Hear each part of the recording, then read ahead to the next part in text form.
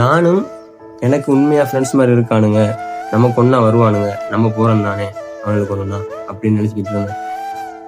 அதுக்கப்புறமா தான் விளைஞ்சிச்சு நமக்குன்னு உண்மையான ஃப்ரெண்ட்ஸ் யாருமே இல்லை.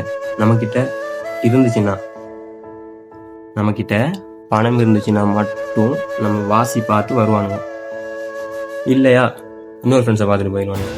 அந்த டைமில் தான் ட்ரூ ஃப்ரெண்ட்ஸ்ன்னு சொல்லி இருப்பாங்க நான் நினைக்கிறேன். ஒரு காலத்தில் நமக்கு பின்னாடி நான் படத்தில் தான் பார்த்துருக்கேன். ட்ரூ ஃப்ரெண்ட்ஸ் என்ன ஒன்றாலும் உயிரை கொடுப்பானுங்க.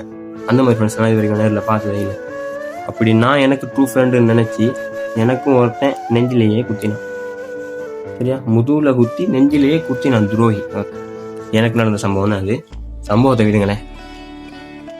வாழ்க்கையில் பணம் சம்பாதிக்கிறோமோ இல்லையோ, நமக்கு உண்மையாக நமக்குன்னு ஒன்றுனா உயிரை கொடுக்குற ஒரு ஃப்ரெண்டை சரி சம்பாதிச்சிடணுங்க. அப்படி ஒரு ஃப்ரெண்ட்ஸ் உங்களோட லைஃப்பில் இருந்தால் அவங்களோட நேமை டேக் பண்ணிட்டு போங்க. எனக்கு யாரும் இல்லை, உங்களுக்கு இருந்தால் டேக் பண்ணிட்டு போங்க. உங்களுக்கு ஒன்றுனா உயிரை கொடுக்குறதுக்கும், உங்களுக்கு ஒன்றுனா எந்த சூழ்நிலையிலையும் உங்கள் கூட நிற்கிறதுக்கு ட்ரூ ஃப்ரெண்ட் அப்படி யாசிட்டு இருந்தால், வாசி இல்லாத ஃப்ரெண்ட் அப்படி யாசிட்டு இருந்தால் டேக் பண்ணிட்டு போங்க அவங்களோட ஐடியா. தேங்க்யூ, பாய்.